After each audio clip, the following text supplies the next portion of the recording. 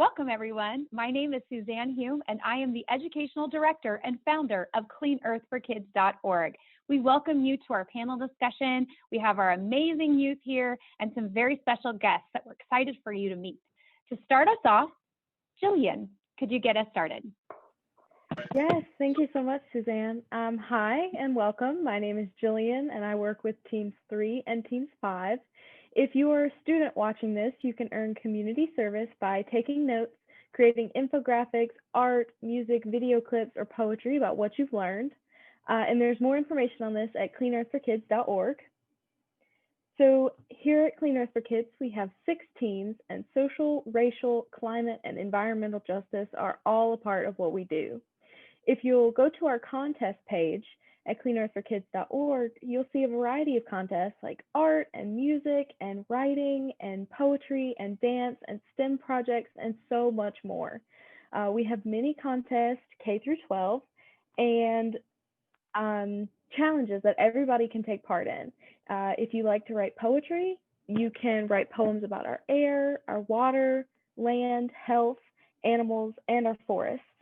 Now I'd like to introduce Hannah to talk with us about our No Idling Sign contest and how this can reduce air pollution and greenhouse gases at your school or city.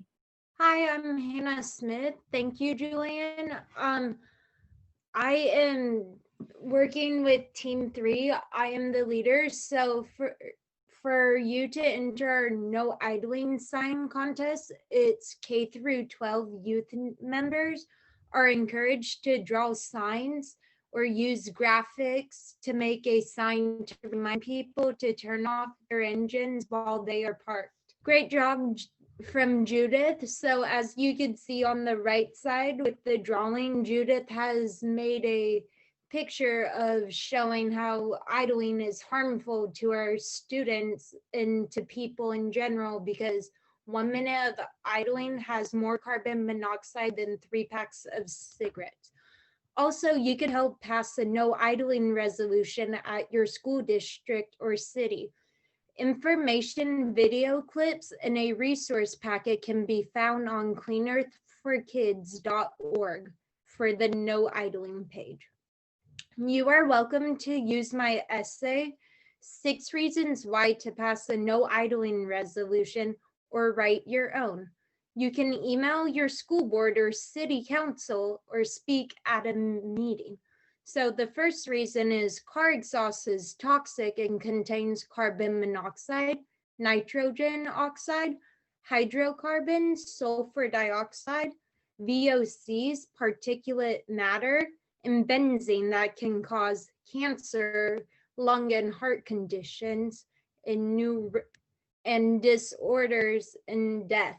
Air pollution and car exhaust is hazardous to children's health. Air pollution is especially harmful to people with pre-existing conditions like diabetes, cancer, and many other conditions. Air pollution is harmful to bees, insects, birds, and animals that pollinate our plants and crops that are needed for our food supply and keep our environment in balance. Idling and car exhaust in the US produce 30 million tons of carbon dioxide and other greenhouse gases that are bad for our environment and contribute to global warming and climate change. And the last reason is it is jobs of school districts to create and pass policies that protect children's health at school and to help prepare them to be healthy young adults. Thank you, Hannah. Great job. It is so important to reduce air pollution and greenhouse gases by turning off your engine. Another contest we have is called the Protect What You Love Challenge. This is a contest where you can make art or video clips or write about your favorite animal or place and why we should protect it. Your art, infographics, video clips, stories, essays, and projects will all help bring awareness to why we need to protect nature, more specifically our clean water, clean air, oceans, rivers, streams, wildlife, forests, parks, our food, and our health. We also have a contest called These Are the Hands that recognizes and honors people who are working to make life better for others. Everyone is encouraged to participate in this contest and honor someone in your school, community, city, state, or in our world by drawing and decorating a picture of a hand and then adding symbols, words, and pictures to honor that person's work. Now, Judith, could you please introduce yourself and tell us about what hand you drew and a little bit more about our contest? Yes, thank you, Jillian. Hello, my name is Judith, an artist and on Team 3, where we focus on clean air because kids breathe here. I hope everyone has a chance to enter our contest because they're fun, easy, and it makes a positive difference. If you like art, music, video clips, writing stories, doing research, or projects, and you want to join one or more of our 6 teams, you can contact us at cleanearthforkids.org. So about the hand, I selected Dr. Ellie to say thank you for his support and teaching us and so many people about environmental justice. Yeah, environmental justice is so important to us because everyone deserves to be equally protected and is involved in enforcing and applying environmental laws and regulations.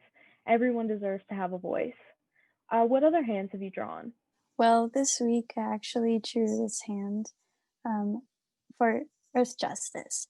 Earth Justice is a group of environmental lawyers that work to protect our air and water and the public's right to make comments and basically have a voice about polluting products in their neighborhoods. Yeah, Earth Justice does amazing work. I agree. So also last month, I drew a hand for Caitlin McCoy, staff attorney at Harvard, because we use the Harvard Deregulation Tracker every week. This tracker keeps track of Trump's 99 harmful rollbacks or cuts to protection of our air, water, public lands, and endangered species. Luckily, we found out about the Harvard tracker from the New York Times. Thank you to the New York Times, Harvard, and Columbia University, who also has a tracker. We must protect our air and water because kids breathe here. Thank you so much, Judith. Whose hands are you planning to make next? Next, I will make a hand for California Attorney General Xavier Becerra, who is trying to protect our air and water from pollution caused by the Trump administration rollbacks. So the California Attorney General and several states and organizations are suing the Trump administration because kids breathe here. Jillian, could you please give everyone more information about the 99 rollbacks? Yes, absolutely. Thank you, Judith. So as Judith let you know, the 99 rollbacks by the Trump administration are harmful to our air, our water, and our public lands. We stand tonight in strong opposition with these 99 rollbacks that cut important protections for the air we breathe and the water we drink. For a link to the New York Times article, please check out the front page of the cleanearthforkids.org website. The front page of our website also has a link to the Harvard Deregulation Tracker and the Columbia University Tracker. Tonight, we are joined by some special guests, Sandy Naranjo from Mothers Out Front and Tara Hammond from Hammond Climate Solutions. Thank you guys so much for being with us. We are so excited to hear from you guys. And now I will ask everybody else on the panel to kind of introduce themselves and tell us what they're working on. Courtney, you want to start us off? Sure. Hi, my name is Courtney, and I'm on Team 3, Clean Air, because I have a 2-month-old baby and I want her, along with other babies in her generation, to grow and have a healthy development without interference of polluted air. Hashtags kids breathe here. And now I would like to introduce Jillian. Thank you, Courtney. So hi again. Like I said, I work on teams 3 and 5. I'm currently a sophomore at college right now studying public health. So it's very important for me to stop pesticides and toxic chemicals in our communities. I'm also working closely with a divestment group on my campus to get rid of fossil fuels because they are terribly harmful to our environment. And now Jonah. Hi there, my name is Jonah, and I work on Team 4, which helps to protect clean water in our oceans and our lakes and our streams, working to protect clean drinking water as well from toxins such as lead and other chemicals that are released into our water supply. And yeah, with that, I'd like to introduce Darren. Thank you. My name is Darren, and I'm interested in public health and climate change. I'm a third-year student at UCSD, and I work mostly with teams 3 and 5 to bring awareness to air pollution and toxic chemicals. And now I would like to introduce Anna. Good evening, everyone. My name is Anna, and I have a background in statistics. I work with all teams to help people understand the statistics and ignite a call to action. For example, according to beyondpesticides.org, exposure to herbicides, also known as weed killers, before the age of 1 is linked to more than 4-fold increase in childhood asthma. This goes to show how important it is to limit exposure to such dangerous chemicals to protect our health. Next, I would like to introduce Nadia. Thank you, Anna. Hi, my name is Nadia. I'm an intern with CleanEarthForKids.org on the Racial, Social, Climate, and Environmental Justice Commission, and I would love to collaborate and work with each and every one of you. I'm looking forward to helping this organization make a change for the greater good of our world. I am majoring in business psychology at UCSD and plan on using these experiences in my future career as an instructor. Next, I would like to introduce John Williams. Hey everyone, I'm John Williams. I'm a sophomore at Georgetown University, and recently I helped Georgetown University actually divest from fossil fuels. Now we're starting to work on reinvestment into cleaner energy sources. I'll be sharing more on this in an upcoming panel discussion. And now I'd like to introduce Tara Hammond of Hammond Climate Solutions, who is helping low-income communities get grants for solar energy. Tara is also a part of the San Diego Green New Deal Alliance, and Tara will tell us about the Solar Moonshot program, which is a tool to help schools go solar. Tara's helped 2 high schools, nonprofits, indigenous communities, youth homeless shelters, and many other organizations go solar.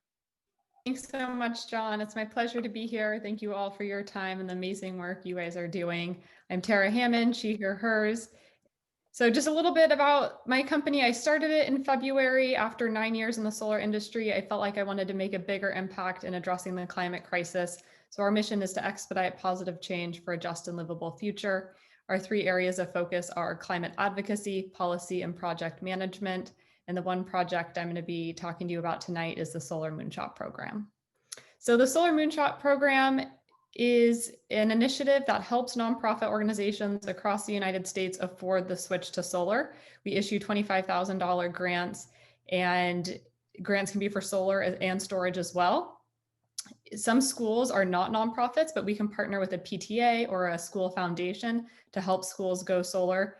And while today I'm focusing on schools and the projects we've done with students, again, it's any nonprofit. So if anyone has a community YMCA or a local place of worship you go to, I'm happy to help those institutions and organizations try to get solar as well. So one project I wanted to highlight, Madison High School. This is in Madison, Wisconsin. And the students in their Green Club actually decided they wanted to go solar. So they were the ones who initiated it, which is amazing. Then they got their teachers on board, the faculty, and they ended up having fundraisers where parents contributed to help install the solar. This was a project that was started last year. The system was just installed this summer, and now the solar is being tied into the curriculum, which is very exciting and just another benefit that these solar projects at schools are able to provide the community. Eau Claire, which means clear water. It's a school in Wisconsin, and their foundation wanted to put solar on the 2 high schools in their town. They launched a fundraising campaign this summer to pay for it. And especially with COVID, it was something that the community could all rally around and really get behind. And these are 2 kids. Their parents had shared permission to post this photo. They used their birthday money to help contribute to these projects for their future high schools. So I thought it was very cool that they decided they wanted to put their own money into this project and really be a part of something much bigger than themselves. And the third project we're going to highlight, this is Croca Expeditions in New Hampshire. It's this awesome nonprofit wilderness expedition school. They also have an organic farm, and kids come here all the time, and they're using their solar data to tie in education at the camps. And this is their beautiful barn there, but another one where I love that there are many layers of benefits to the project. And so I mentioned many layers. I thought I would jump in to highlight the many benefits. So when organizations go solar, they're able to reduce their electric bills. When you're a nonprofit that's going solar, those savings typically are then reinvested into its mission. When it's a school, those funds can be reinvested into helping support students. Solar also reduces CO2 emissions, lessening the impacts of the climate crisis. Solar lessens the need for dirty fossil fuels. Clean air is something that we all want to see, as well as clean water. Luckily in California, we're not don't have too much coal. There is fracking here, and we know coal, fracked gas, and other dirty energy have a lot of very negative impacts to the climate, to our health as well. Solar helps support local jobs. And again, I just love that students are learning about solar. Some of these nonprofits, it's the first solar in the community. So community members haven't even seen solar before. So it's not only educating students, it's educating the entire community. And then I'm happy to make myself available if anyone has an organization in mind. The one tricky part about nonprofits in San Diego, we have very expensive rent here. And so not all nonprofits own their building. So the Solar Moonshot Grant is often for organizations that own their building or have a longer term lease, just to ensure that the solar will be utilized. But if anyone has ideas of, again, an organization in your community or your school, I would be more than happy to coordinate with Clean Earth for Kids to help try to get the ball rolling. Sometimes the grant covers the entire cost of a system. Other times it's a bigger system where the school enters into an agreement where they're saving a lot of money from each month and finance it. But I'm happy to be a resource for you if you guys are interested in helping make your community more sustainable with solar power. And that is it for me. Thank you so much. Again, I appreciate the work you all are doing. These are a couple of youth activists with San Diego 350. We're outside Sempra Energy and asking them to help keep it in the ground. So thanks so much. And I'm happy to stay on tonight and read some of the rollbacks in a little bit. Great. Thank you so much, Tara. Thank you for all your work. And we look forward to learning more on your return visit. We are proud to be a part of the solution as well here at Clean Earth for Kids and support the San Diego Green New Deal Alliance, working to put people to work in renewable energy, reduce the burning of fossil fuels that create pollution and greenhouse gases for a better future. Now here's Courtney to introduce Sandy Naranjo. Thank you. Thank you so much for having me this evening. I'm so excited to see you all here spending your evening to talk about climate justice. So I'm Sandy Naranjo. I am the California Organizing Manager for Mothers Out Front. And Mothers Out Front, just to share with you all, our nonprofit was started back in 2013 by two moms in Boston who were just tired of seeing our local officials not taking action, local, state, federal, and it was just time that moms took action. And that's why Mothers Out Front started. And from that, it grew to other states. It grew to New York, it grew to Virginia and Colorado, and now we're in California. So pretty much on this slide, what we're going to go on to is introducing the staff of California. So obviously there's me, I'm the California Organizing Manager, and I am super privileged to be with a team of really talented organizers. I have an organizer, senior organizer in San Jose, Linda. Linda coaches the San Jose team, which goes by Silicon Valley, and San Francisco team. And Letitia coaches the Fresno team, and Adelita coaches the Capital Region team, which is Sacramento, Woodland, and Davis area. So, so that's the staff of California, and this is our leadership team. So these are our members that are taking action on the ground. They make up our California leadership team here. So we have Susan from the Silicon Valley, Maya from San Francisco, Jeanette from San Diego, Lupita Torres from Capital Region, and James from Fresno. So what I'm going to do is walk you all like what the campaigns we work on throughout the state. So you're going to see a slide about the Silicon Valley. So Silicon Valley was the first, was actually, well, actually second, but the first team that started in California was Tustin, but this was one of the original teams in California and Silicon Valley. So because this organization was mainly out on the East Coast, um, after the 2016 election, moms in Silicon Valley were just like, okay, we need to do something. We need to take action. So they found out about Mothers Out Front and they started their chapter. And they have really been just on fire since then. They've been doing a lot of great success. So pretty much these are just a good snapshot of like all the things that the Silicon Valley has done. Obviously you see pictures of them at public hearings before when we could, and now they have shifted to the virtual setting. Because of their amazing work, the city of San Jose has awarded them the Climate Smart Champion of the Year.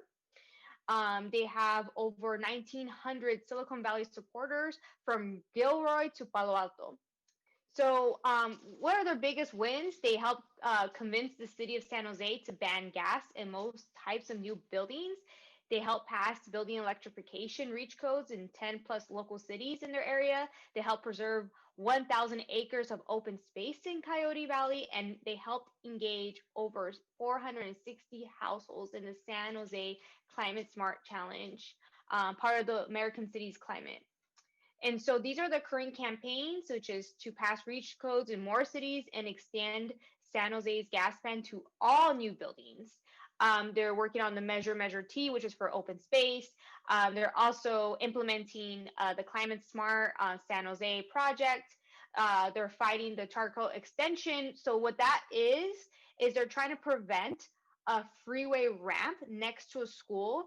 That community where that school is ranks really high in the calovirus screen. So the calovirus screen is a map used by the Cal EPA, developed by the Cal EPA, which tells state lawmakers which areas are overburdened. So we're talking about cumulative impacts. So unemployment, linguistic isolation, different types of sources of pollution all together. So in this community where the school's at, they ranked really high. And so the city council approved a freeway ramp next to them. So there's a huge community fight to stop that expansion, and Mothers Out Front Silicon Valley team is part of that.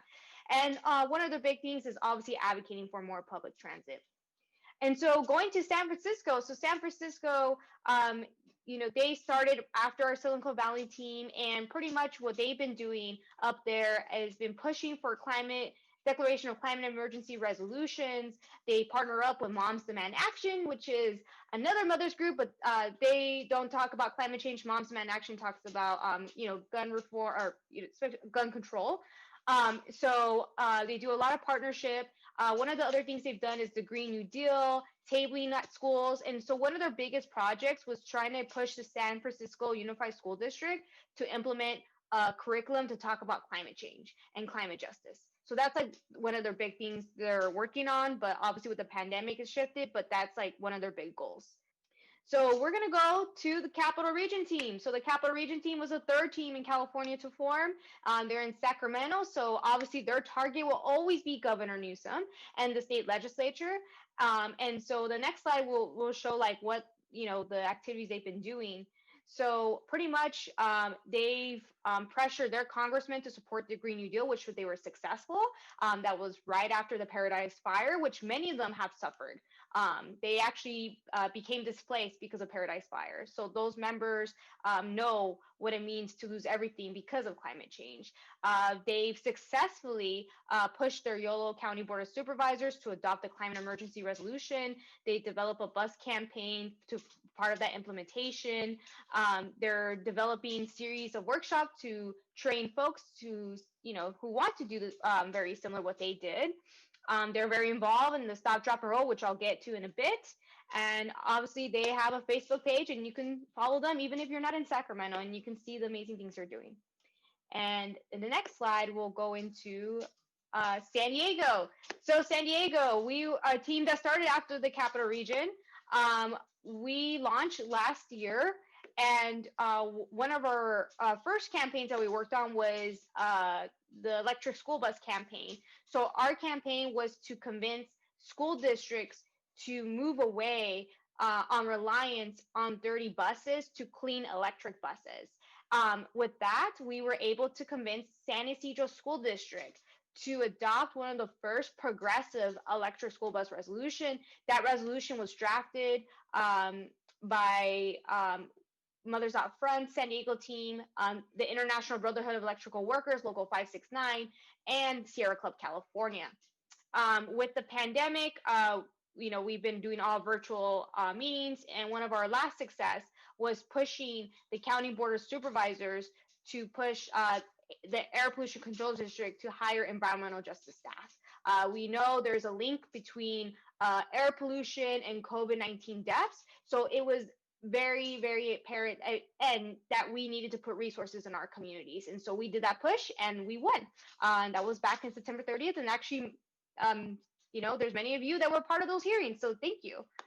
So I'm going to talk about the Last Chance Alliance. So this is the one statewide campaign that all of us across the community teams rally behind. So what Last Chance Alliance is pretty much a coalition made up of over 700 organizations from faith, labor, environmental justice groups to really get Newsom to focus on the supply side. So as we've seen, Newsom has been talking about climate on the demand side, but we're talking about the supply side because we're still extracting oil in California.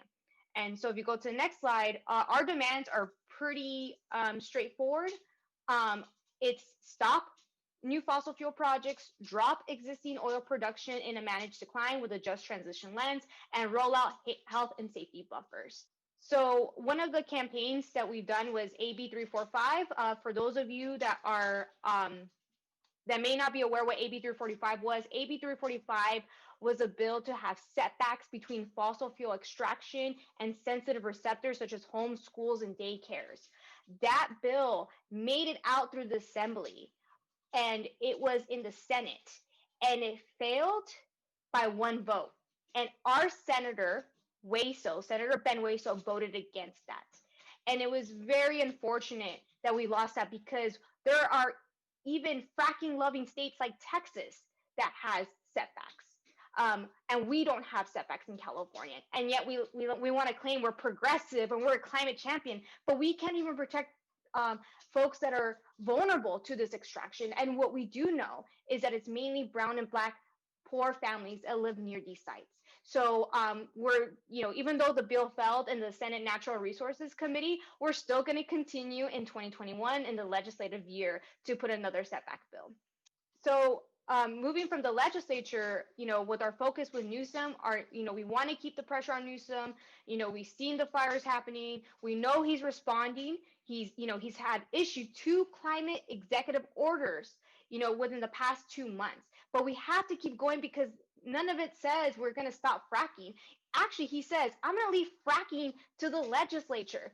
The same legislator that couldn't even put setbacks, and setbacks did not even touch production of oil. So that's why we need to continue to put that pressure and continue to mobilize folks.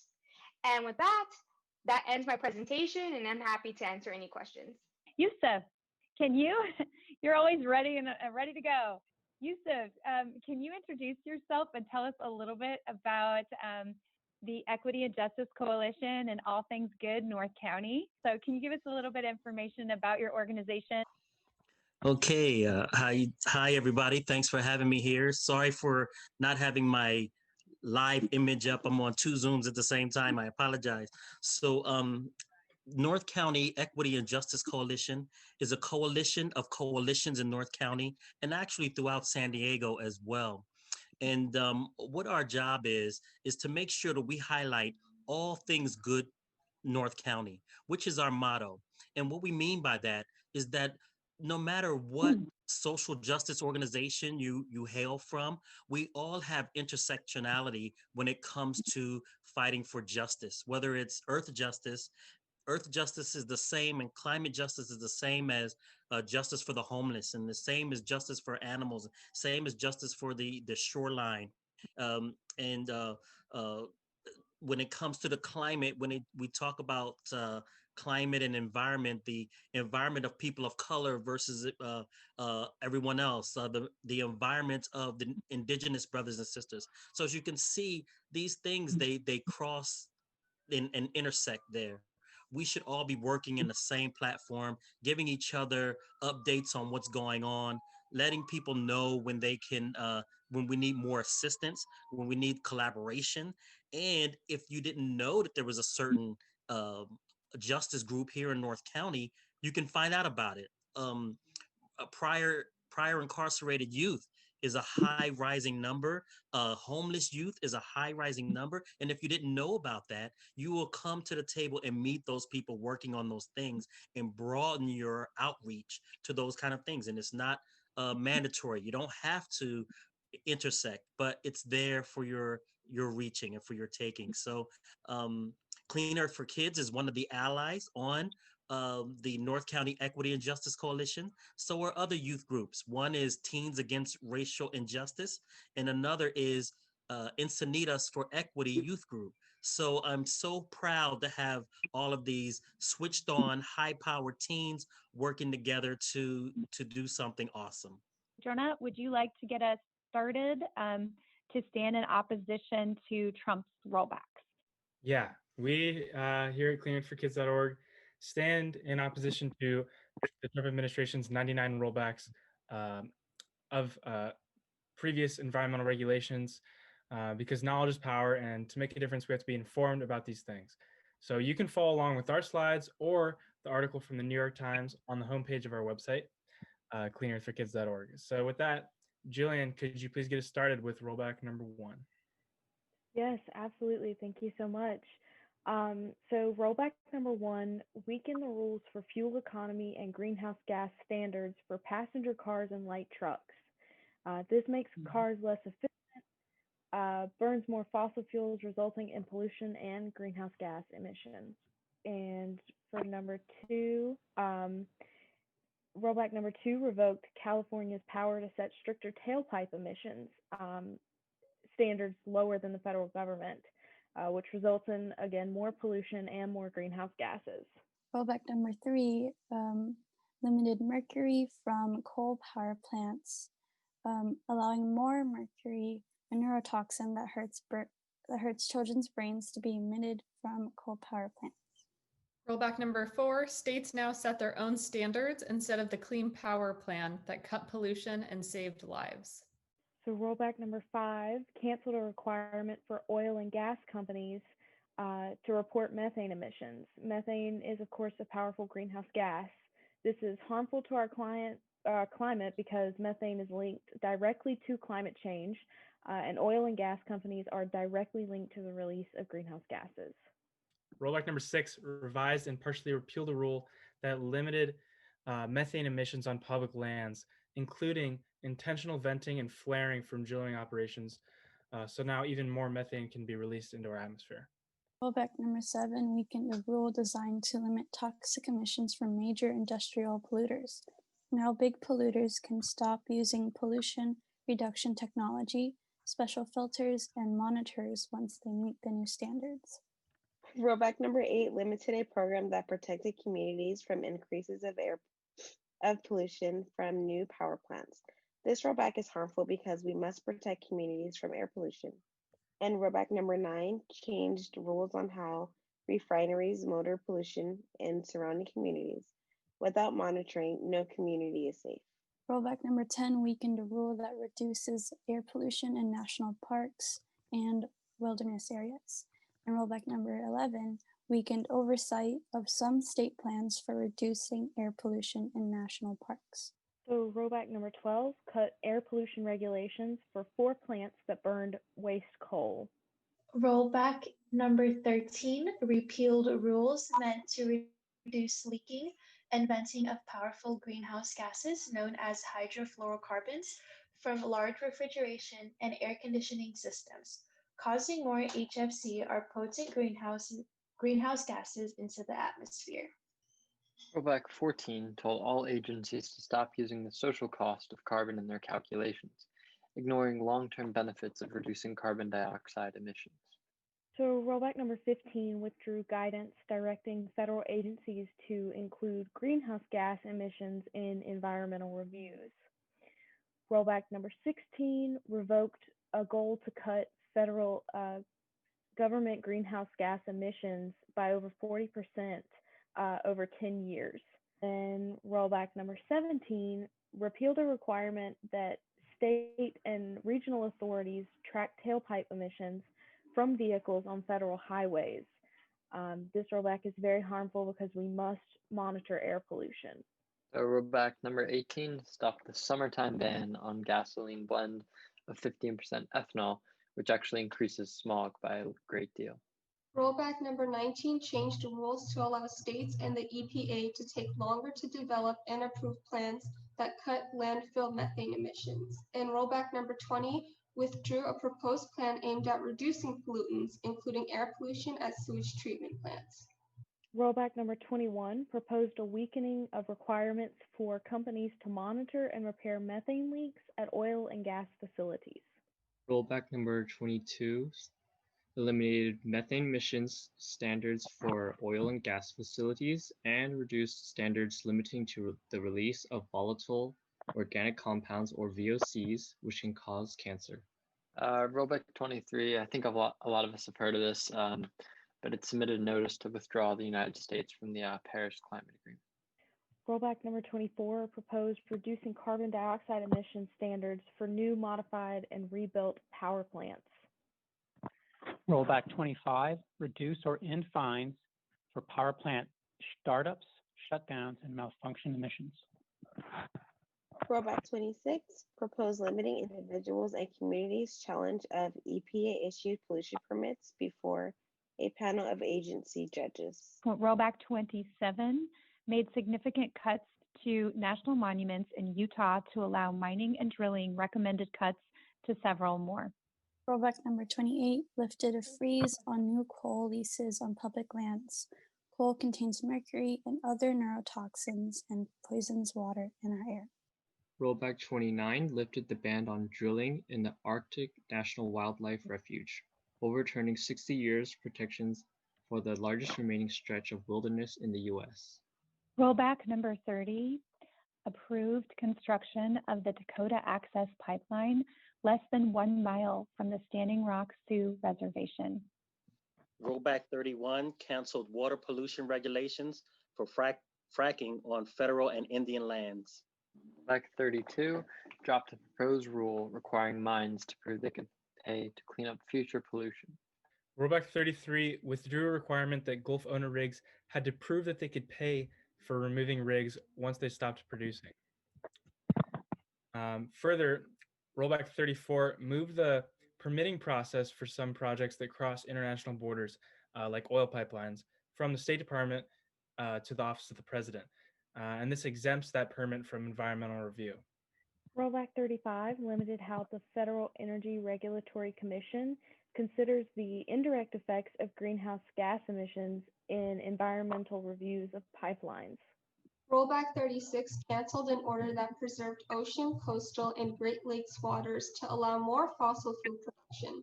This is a concern because oil spills and pipelines leak. Rollback 37 loosened offshore drilling safety regulations that were put in place after the devastating 2010 Deepwater Horizon explosion and oil spill. These regulations included reduced testing requirements for blowout prevention systems. Rollback 38 proposed opening up most of America's coastal waters to offshore oil and gas drilling. Yeah, so Rollback 39 repealed the rule that for companies paying royalties for use of oil, gas, and coal leases on federal lands. Rollback 40 proposed streamlining the approval process for drilling for oil and gas in national forests. Rollback 41 canceled restrictions on mining in Bristol Bay, Alaska. U.S. Army Corps of Engineers has denied the permit for a proposed project called the Pebble Mine, noting it could have substantial environmental impacts. Rollback 42 proposed revising regulations on offshore oil and gas exploration by floating oil rig vessels in the Arctic Circle. These were regulations that were developed after a 2013 accident where one of these floating rigs ran aground on the coast of Alaska. Rollback 43 proposed opening up more than 2/3 of the Alaska National Petroleum Reserve for oil drilling. The reserve is more than 23 million acres. It's the nation's single largest piece of public land, and it's one of the most biologically important regions of the world for migratory birds and other wildlife species. Rollback 44 proposed lifting a policy that banned logging and road construction in Tongass National Forest, Alaska. Rollback number 45 approved Keystone XL pipeline without an environmental review. Rollback 46 removed a ban on seismic air guns, which are used for gas and oil exploration in the Atlantic Ocean. These seismic air guns can kill marine life and disrupt fisheries. Rollback number 47 weakened the National Environmental Policy Act, NEPA, one of the country's most significant environmental laws, in order to speed up the approval of public infrastructure projects such as roads, pipelines, and telecommunication networks. The new rules shorten the time frame for completing environmental studies, limit the types of projects subject to review, and no longer require federal agencies to account for a project's cumulative effects on the environment, such as climate change. Rollback 48 revoked flood standards for federal infrastructure projects that required the government to account for sea level rise and other climate change effects. Rollback 49 weakened the environmental review process for federal infrastructure projects. Rollback number 50 overturned instructions to stop the U.S. government from financing new coal plants overseas.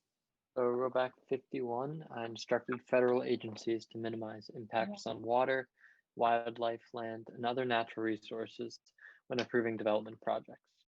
Rollback number 52 revoked an order promoting climate resilience in the northern Bering Sea region in Alaska, which withdrew local waters from oil and gas leasing and established a tribal advisory council to consult on local environmental issues. And Rollback 53 reversed an update to the Bureau of Land Management's public land use planning process. Rollback number 54 withdrew in order to consider climate change in the management of natural resources in national parks. Rollback number 55 restricted most Interior Department environmental studies to 1 year in length and a maximum of 150 pages, citing a need to reduce paperwork. Rollback number 56 withdrew a number of Interior Department climate change and conservation policies that the agency said could, quote, burden the development or utilization of domestically produced energy sources. Rollback number 57 eliminated the use of a planning system designed to minimize harm from oil and gas activity on sensitive landscapes, such as national parks. And rollback number 58 withdrew policies designed to maintain or ideally improve natural resources affected by federal projects. Rollback number 59 proposed plans to speed up the environmental review process for Forest Service projects. And rollback number 60 changed the way the Endangered Species Act is applied, making it more difficult to protect wildlife from long-term threats posed by climate change. Rollback 61 ended the automatic application of full protection for threatened plants and animals, the classification one below endangered in the Endangered Species Act. Rollback 62 relaxed environmental protections for salmon and smelts in California's Central Valley to free up water for farmers. Rollback number 63 overturned a ban on the use of lead ammunition and fishing tackle on federal land. Rollback number 64 overturned a ban on the hunting of predators in Alaskan wildlife refuges. Rollback number 65 reversed a rule to protect grizzly bears from being lured. Grizzly bears are lured from their dens using bait like grease-soaked donuts and then hunted on public lands in Alaska. Rollback 66 changed regulations to loosen restrictions on the harvesting of fish. Similarly, Rollback 67 removed restrictions on commercial fishing in a protected marine preserve southeast of Cape Cod, Massachusetts. This reserve is home to rare corals, a number of endangered sea animals, and a lot of just marine biodiversity. It also suggested changing the size of two other marine protected areas in the Pacific Ocean. Rollback 68 proposed revising the limits on the number of endangered marine mammals and sea turtles that can be unintentionally killed or injured with sword fishing nets on the West Coast. Rollback 69 loosened fishing restrictions that were intended to protect Atlantic bluefin tuna from being accidentally caught in nets. Rollback number 70 overturned a ban on using parts of migratory birds in handicrafts. Rollback 71 proposed weakening critical habitat protections under the Endangered Species Act. Rollback number 72 opened 9 million acres of western land to oil and gas drilling by weakening habitat protections for the sage grouse. Rollback 73 scaled back pollution protections for certain tributaries and wetlands that were regulated under the Clean Water Act. Rollback 74 revoked a rule that prevented coal companies from dumping mining debris into local streams. Rollback 75 proposed a rule exempting certain types of power plants from parts of an EPA rule, limiting toxic discharge from power plants into public waterways. Rollback 76 weakened a portion of the Clean Water Act. Now fossil fuel facilities and pipelines permits can be issued federally over state objection and if projects do not meet local water quality standards. Rollback 77 extended the lifespan of unlined coal and ash holding areas, which can spill their contents because they lack a protective underlay. Rollback 78 canceled groundwater protections for certain uranium mines and recently proposed opening up 1,500 acres outside the Grand Canyon for uranium mining for nuclear energy. This action is harmful because uranium mining poisons water and air and damages the lungs, kidneys, and bones. And Rollback 79 proposed doubling the time allowed to remove lead pipes from water systems with high levels of lead. Rollback 80 proposed a new rule that would allow unlined coal ash ponds previously deemed unsafe to continue operating. Okay, and 81 proposed a regulation limiting the scope of a rule under which companies had to prove that large deposits of recycled coal ash would not harm the environment. And also, Rollback 82 rejected a proposed ban on chlorpyrifos, a pesticide linked to developmental disabilities in children. Chlorpyrifos is a neurotoxin, and this rollback happened after the Trump administration received a $1 million donation from Dow Chemical. Rollback 83 narrowed the scope of a 2016 law mandating safety assessments for potentially toxic chemicals like dry cleaning solvents. EPA will only look at direct exposure and leave out harms from indirect exposure, such as from air or water contamination. So rollback number 84 reversed a rule that required high braking systems for high hazard trains that hauled flammable liquids like oil and ethanol. And along with this, they changed safety rules to allow trains to transport highly flammable liquefied natural gas, which is a very dangerous thing to transport. And Rollback 86 removes copper filter cake and electronics manufacturing byproduct made of heavy metals and cyanide from the hazardous waste list. Rollback 87 rolled back most of the requirements of a 2017 rule that was aimed at improving safety at sites that use hazardous chemicals. These requirements were created after a chemical plant exploded in Texas. Rollback 88 proposed limiting pesticide application buffer zones that are intended to protect farm workers and others from accidental exposure. Rollback 89 announced reviewing a rule that would increase the amount of coal dust allowed in mines. Rollback 90 repealed a regulation that would have doubled the number of light bulbs subject to energy efficiency standards starting in January of 2020.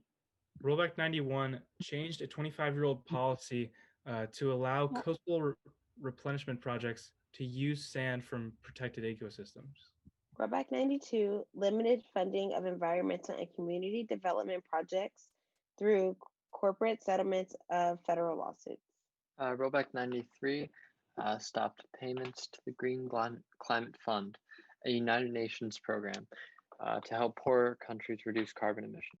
Rollback 94 refers to restrictions on the sale of plastic water bottles in national parks that were designed to cut down on litter, despite a Park Service report that the effort worked. Rollback 95 proposed limiting the studies used by the EPA for rulemaking to only those that make data publicly available. So Rollback 96 proposed changes to the way cost-benefit analyses are conducted under the Clean Air Act, Clean Water Act, and other environmental statutes. Rollback 97 proposed withdrawing efficiency standards for residential furnaces and commercial water heaters designed to reduce energy use.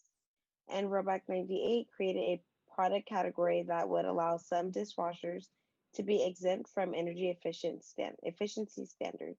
And Rollback 99 initially withdrew, then delayed a proposed rule that would inform car owners about fuel efficiency replacement tires. We stand in opposition to these rollbacks. We have the data, we've done the work, and these rollbacks are absolutely unacceptable. So thank you to everyone here, and thank you to our amazing panelists. It's already 6:30, about 6:30. A little over, about 6:35. Thanks so much for being here with us tonight, learning. We've got happy times ahead and lots to say.